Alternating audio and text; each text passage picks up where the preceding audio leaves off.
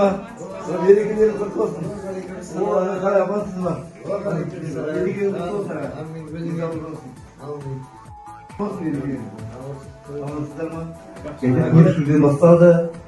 Енді міне бүгін шаңырақ күні дейді. Шаңырақ күні міне осы көп балалы жаңадан нәрсе дүниеге келген отбасына кіріп шығуға сондай бір шаңырақ мағынасы соған белгілі.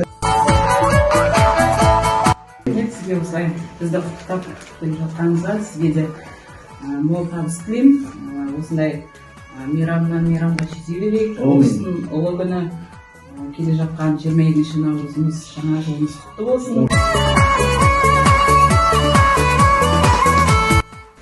Ассалаумағалейкум. Саламатсыздар ма, балдар?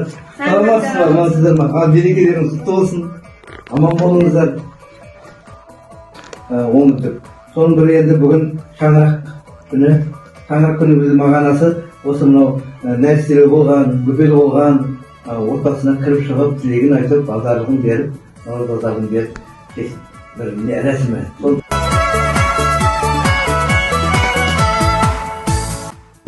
Аға, бүгін арнайы бізді құттықтап келіп жатқаныңызға көп рахмет.